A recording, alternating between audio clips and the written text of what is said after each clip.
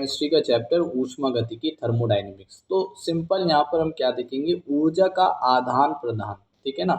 जहाँ पर हम ऊर्जा का जो गति देखते हैं उसका आदान प्रदान देखते हैं ना ऊष्मागतिकी, तो उसी को हम क्या कहते हैं, ऊष्मागतिकी यहाँ देखेंगे। अब यहाँ पे कुछ कुछ टर्म्स हमें पढ़नी है ना, देखते हैं आराम से। कि एक होता है सिस्टम, जिसे हम कहते हैं निकाय तंत्र, जिसमें अध्ययन किया जाता है, ठीक है। और जो चीज़ें होती हैं सब होती है सराउंडिंग परिवेश, इसको तंत्र को छोड़कर ब्रह्मांड का सभी भाग, ठीक है ना। बाउंड्री परिसीमा क्या होती है, देखो जिसमें हम निकाय देख लो उसकी कुछ बाउंड्रीज होती है। पहले होती है वास्तविक और काल्पनिक, ठीक है ना। एक होती है दृढ़ और आदृढ़, और एक रहती है ऊष्मीय चालक और उदोष। तो ये जो होती है ऊष्मीय चालक में क्या होता है, ऊष्मा का चालक होता है, और उदोष में क्या होता है, ऊष्मीय कुचालक होती है। अब सिस्टम के भी टाइप्स होते हैं, ये तो बाउंड्री हो गई। अब टाइप्स क्या है, एक होता है ओपन सिस्टम, ठीक है ना। ओपन सिस्टम यानी खुला तंत्र, जिसमें क्या होगी, ऊर्जा और पदार्थ का दोनों का आदान प्रदान हो सकता है। क्लोज में क्या होगी, यानी कि सिर्फ पदार्थ का आदान प्रदान नहीं हो सकता, लेकिन ऊर्जा का हम कर सकते हैं, ठीक है ना। अब आइसोलेटेड एक होता है विलगित तंत्र, जिसमें रुद्धोष्म दीवार से बना होता है, जिसमें ना ऊष्मा का आदान प्रदान होगा ना पदार्थ का। अब हम देखें, हम इस अध्याय में ऊर्जा का आदान प्रदान के बारे में अध्ययन करेंगे, ठीक है ना। अब देखो, एक दो तरह की ऊर्जा रहती है, ठीक है। एक होती है विस्तीर्ण ऊर्जा और एक होती है गहन ऊर्जा, एक्सटेंसिव और इंटेंसिव।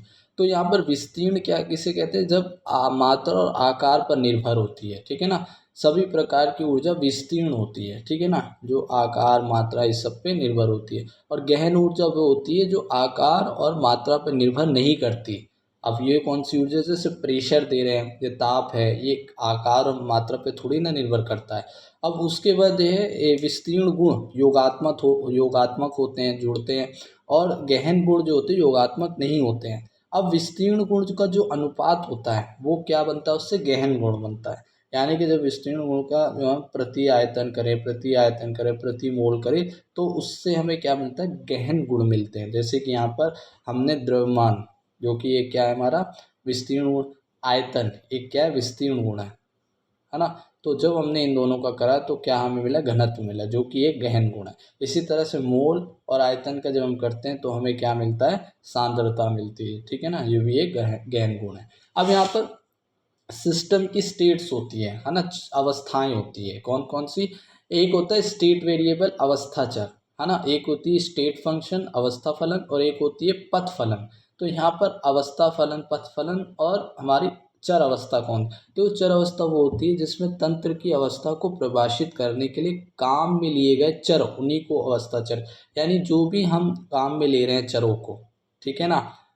उन्हीं उन्हीं उन चर्स जो हम ले रहे हैं, जैसे कि हीट हो गई, ऊष्मा हो गई, ये जो भी हम चर ले रहे हैं उनको हम कहते हैं चर अवस्था या अवस्था चर। और जो अवस्था फलन है वो क्या होती है, जो तंत्र की प्रारंभिक तथा अंतिम स्थिति पर निर्भर, यानी जो ऊर्जाएं जो फलन प्रारंभिक और अंतिम स्थिति पर निर्भर करेंगे, उन्हीं को हम क्या कह रहे हैं, अवस्था फलन। जैसे कि यहाँ पर एनर्जी है, हीट है, और यहाँ पर ग्रेविटी वगैरह शायद से कुछ दे रखी है, तो ये हमारे। और पथ फलन क्या होती है, पथ फलन जो केवल रास्ते पर निर्भर करती है, ठीक है, उसको अंतिम और प्रारंभिक स्थिति रास्ते से, जैसे कार्य और ऊष्मा, ठीक है ना। अब ऊष्मा गति की पैरामीटर क्या होते हैं, किसी भी तंत्र के गुणों को निर्धारित करता है। ये ऊष्मा ये पैरामीटर्स हैं जो कि निर्धारित करते हैं, जैसे ताप दाब आयतन इन सबको, ठीक है ना। अब हम देखेंगे प्रक्रम ऊष्माधारिता, विशिष्ट ऊष्माधारिता और मोलर ऊष्माधारिता। तो ये ऊष्माधारिता हम फिजिक्स में भी देख चुके हैं, वही सेम चीज़ है, ठीक है ना।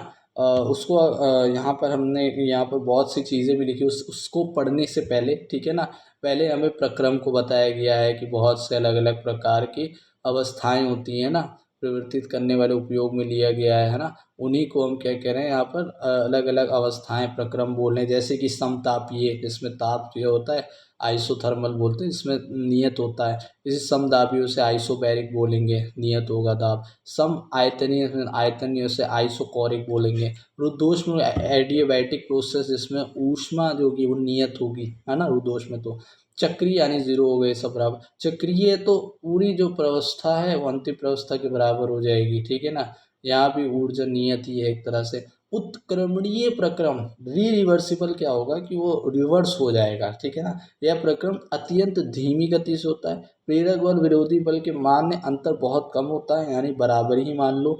एक एक होता है एक्सटेंशन और एक होता है प्रेशर जो हमने दिया है।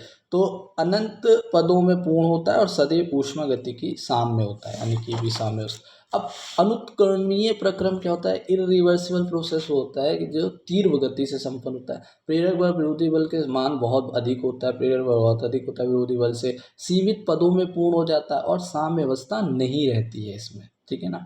अब हम यहाँ पर देखेंगे ऊष्माधारिता, हीट कैपेसिटी क्या है, ठीक है ना। फिर उसके बाद देखिए विशिष्ट ऊष्माधारिता। उसमें हमने क्या देखी थी ऊष्माधारिता फिजिक्स में, कि अगर हम, है ना, किसी भी को हम ऊष्मा देते हैं, है ना, और ताप को बढ़ाने के लिए जो ऊष्मा देते हैं उसी को हम क्या कहते हैं, ऊष्माधारिता बोलते हैं, ठीक है ना। विशिष्ट में हम क्या कहते हैं, किसी 1 ग्राम ताप को 1 डिग्री सेल्सियस से बढ़ाने के लिए जो ऊष्मा दे उसी को।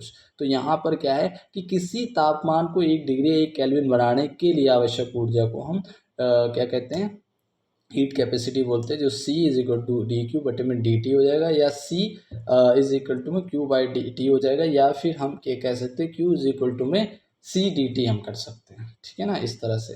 या C is equal Q by delta T. अब यहाँ पर मात्रक क्या, मात्रक इसका Q का क्या हो जाएगा, जूल, और तापमान का या तो सेल्सियस या तो हमारा केल्विन। और ये एक विस्तीर्ण गुण है ना। अब विशिष्ट ऊष्माधारिता क्या है, स्पेसिफिक हीट कैपेसिटी क्या है, कि जब हम वही 1 ग्राम तापमान को, या अगर हम मोलर देखें तो उसमें मोल है, कि अगर हम 1 मोल को या 1 ग्राम द्रव्यमान को 1 डिग्री सेल्सियस 1 केल्विन से बढ़ाने के लिए जो हम ऊष्मा देते हैं हम ना, उसी को हम कहते हैं विशिष्ट ऊष्माधारिता या मोलर ऊष्माधारिता, ठीक है ना। तो यहाँ पर क्या हो जाएगा, सी या एस कर रहे हैं कि क्यू बटे में एम डेल्टा टी, या फिर यहाँ पर हो जाएगा एम की जगह एन हो जाएगा। और अगर हम क्यू निकाल तो क्यू इज इक्वल टू में हो जाएगा, ये उधर चलेगा तो एम सी, है ना, या एस डेल्टा टी, यहाँ पर हो जाएगा क्यू इज इक्वल टू में एन सी, है ना, डेल्टा टी। तो इनका वही मात्रक देख, जूल यहाँ पर प्रति मोल हो जाएगा, वहाँ पर जूल प्रति ग्राम, और तापमान के केल्विन, है ना, मोल, यहाँ पर मोल प्रति केल्विन हो जाएगा, मोल गुणा केल्विन, और यहाँ पर ग्राम गुणा में केल्विन या सेल्सियस। अब यदि नियत दाब बताए तो नियत उस पर क्या कर देते हैं हम, वो सी पी जो हमारा वो है, सिर्फ और सिर्फ वहाँ पर सी पी आ जाएगा, सी पी आ जाएगा, और यहाँ भी इसी तरह से सी पी या सी वी आ जाएगा 1 मोल के लिए।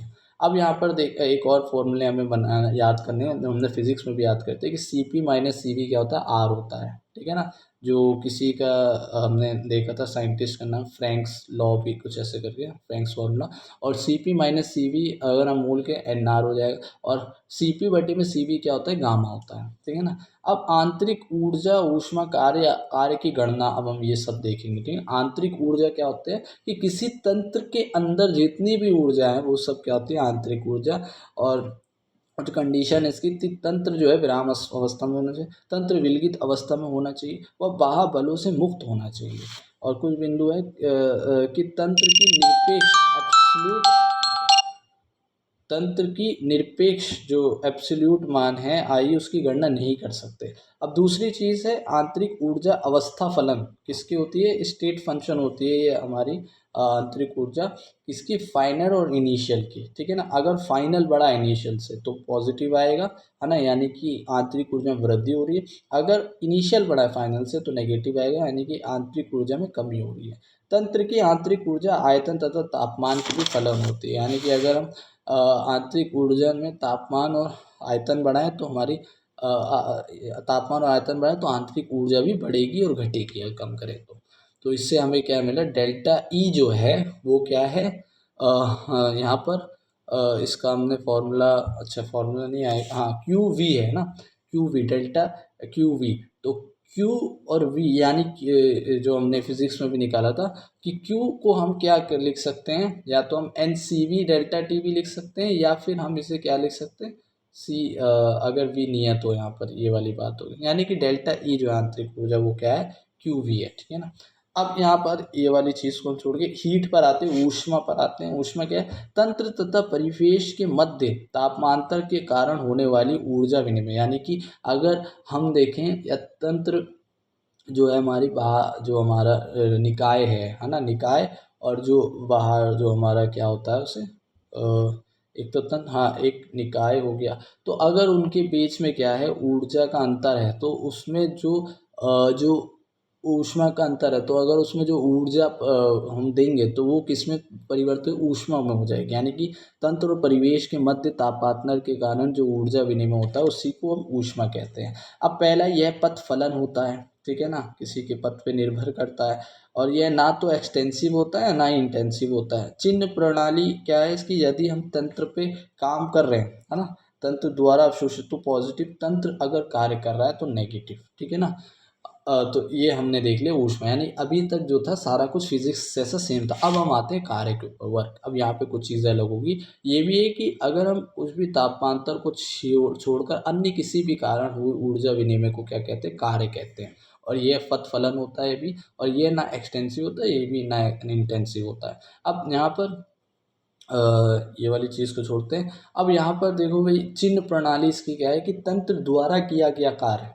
अगर तंत्र कार्य करे तो यहाँ पर फिजिक्स के अलग होता है केमिस्ट्री का। देखो केमिस्ट्री में क्या है कि अगर हम तंत्र पर कार्य कर रहे हैं तो वो क्या होगा? पॉजिटिव होगा। और तंत्र अगर कार्य कर रहा है तो वो नेगेटिव होगा। तंत्र द्वारा किया गया नेगेटिव, तंत्र पर कार्य किया गया पॉजिटिव। अब कार्य की गणना हम कैसे करेंगे? मान लो किसी हम आयतन पर हम जब प्रेशर देंगे तो वो क्या हो जाएगा? वो उसमें कार्य होगा तो वही W इज इक्वल टू में क्या हो जाएगा? P गुणा में हमारा क्या हो जाएगा? V। और P यहाँ पर माइनस में रहेगा, ठीक है ना, क्योंकि यहाँ पर जो है जो हमारा कार्य है अगर हम कर रहे हैं तो वो नेगेटिव में होता है ना, सॉरी पॉजिटिव में होता है, पर हम इसे यहाँ पर नेगेटिव प्रेशर लेते हैं, ठीक है ना। -P एक्सटेंसिव और डेल्टा V करके हम इसको निकाल सकते हैं, है ना, अगर हमें समाकलन करना हो तो, ठीक है ना। निर्वात में 0 हो जाएगा और उस तरह से लिखा है। निर्वात, अगर हम निर्वात की बात करें, कार्य को निर्वात में अगर रखा हो तो वो उसकी वैल्यू जो होगी वो 0 होगी। और अगर हमें किसी वायुमंडलीय दाब पे दो तो हम उसकी वैल्यू निकालते हैं, ठीक है ना। अब यहाँ पर इसी कुछ एनर्जी की हम यूनिट्स देखते हैं। जैसे एनर्जी की यूनिट क्या होती है? ऊर्जा की जो यूनिट है वो क्या होती है? जूल होती है। और एक जूल में 10 की घात और CGS मात्रक क्या होता है इसका? SI मात्रक जूल और CGS मात्रक अर्ग। और एक जूल में कितना होता है? 10 की घात 7 अर्ग होता है, ठीक है ना। एक ATM लीटर क्या होता है? 101.3 जूल होता है। ये चीज़ याद रखना। अगर हमें जूल कैलोरी दी गई है और हमें जूल निकालना है तो कैलोरी को 4.2 से हम गुणा करेंगे तो हमारा क्या निकल आएगा? जूल निकल आएगा। 4.2 से गुणा करना है कैलोरी का, जूल निकल आएगा। एक बार लीटर दे तो 100 जूल होता है, ठीक है ना। बार यानी कि एक बार मतलब एक बार लीटर तो 100 जूल होगा।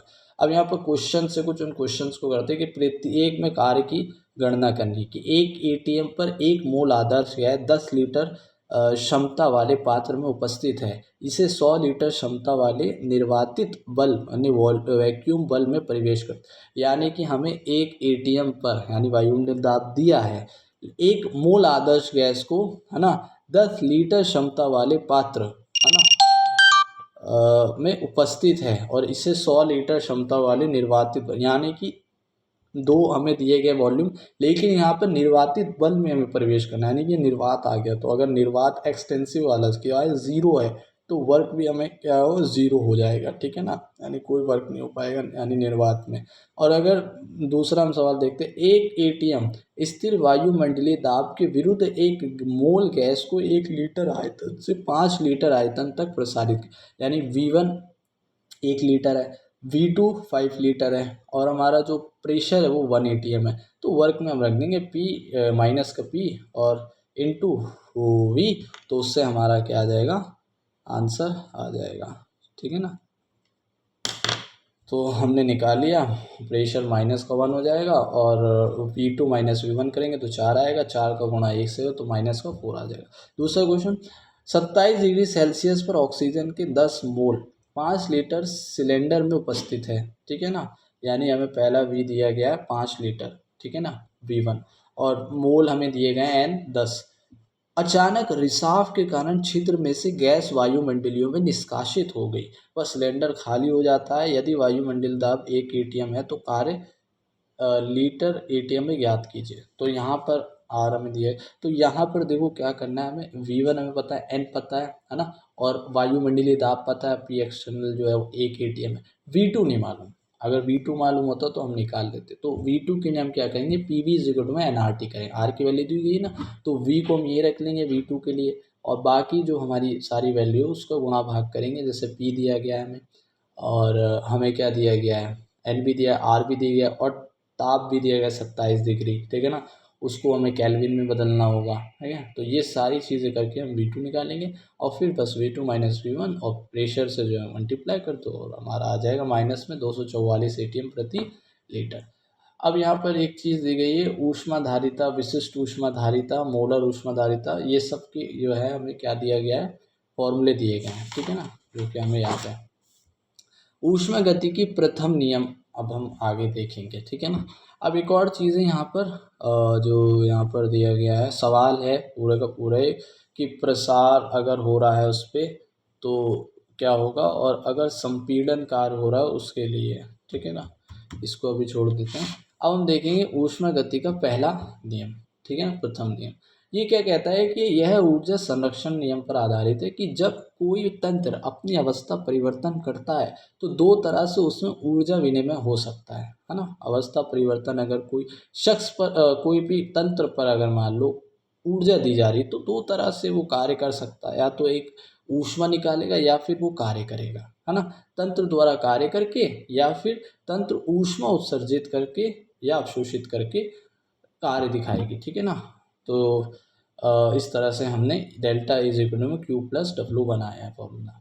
अब क्वेश्चन है कि एक निकाय को 100 कैलोरी ऊष्मा दी जाती है तथा निकाय पर 20 जूल कार्य किया जाता है, आंतरिक ऊर्जा में परिवर्तन क्या होगी। तो हमें ऊष्मा भी पता है 100, और हमें 20 जूल कार्य भी पता है, तो हम 100 को 20 से, और कैलोरी में है तो उसे जूल बनाने के लिए मैंने बोला था 4.2 से मल्टीप्लाई करते, तो यहाँ पर हमने करा, और फिर हमने जूल से का प्लस कर दिया, और फिर हमारा आंसर आ गया 440 जूल।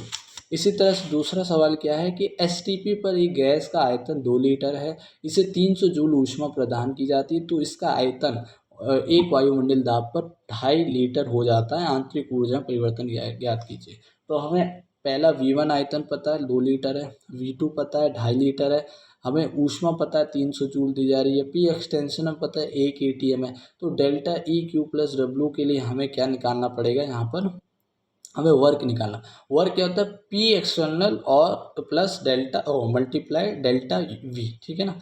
तो हमें V2 पता है, P एक्सटर्नल, तो उससे हमने W निकाल लिया 50 जूल, और उसके बाद हमने इसमें वैल्यू रख दी Q+W में, तो 250 जूल हमारा आंसर आ गया। इसी तरह से यहाँ पर अब विभिन्न प्रक्रमों के लिए, अब अलग अलग प्रक्रमों के लिए हमें यहाँ पर दे रखा है फर्स्ट लॉ ऑफ थर्मोडाइनमिक्स का ही, कि अगर मान लो प्रक्रम जो है वो ताप नियत हो, है ना, तो उसके लिए क्या होगा, है ना, उसके लिए ये हो जाएगा कि अगर ताप नियत है, यानी कि अगर हम W को क्या नाम है, NCV डेल्टा T जो होता है, अच्छा, Q की एक वैल्यू होती है NCV डेल्टा T, और इसमें ताप अगर नियत है ना, तो ये 0 हो जाएगी। तो यहाँ पर अच्छा, डेल्टा E की वैल्यू होती है NCV डेल्टा T, अगर ताप 0 हो जाएगा तो पता है ऊर्जा भी क्या होती है, 0 हो जाती है ना। तो यहाँ पर जो Q है वो -W यानी कार्य के बराबर। सम आयतनीय प्रक्रम हो जिसमें V नियत होता है, तो यहाँ पर डेल्टा V बराबर किसके, 0 के हो जाएगा, और V किसमें, W में होता है, तो W 0 हो जाएगा। तो यहाँ पर डेल्टा E बराबर किसके हो जाएगा, Q के समायतनीय। समदाबीय हो, अगर P प्रेशर नियत हो तो दाब किस में रहता है, दाब वर्क में ही रहता है, तो यहाँ भी वही चीज़ होगी, डेल्टा E जो है बराबर किसके हो जाएगा, हाँ तो डेल्टा E भी किसके बराबर हो जाएगा, Q के हो जाएगा। अब रुद्धोष्म प्रक्रम हो जिसमें Q 0 होता है, तो यहाँ पर Q 0 हो जाएगा, तो डेल्टा E बराबर W के हो जाएगा। अगर चक्रीय प्रक्रम हो जिसमें एनर्जी जो है वो 0 हो जाती है, यानी डेल्टा E 0 हो जाता है, तो उसके लिए क्या हो जाएगा हमारा, Q या तो माइनस वर्क के बराबर हो जाएगा, या वर्क जो है माइनस ऊष्मा के बराबर हो जाएगा। तो इस तरह से हमने ये वाला चैप्टर फिनिश किया।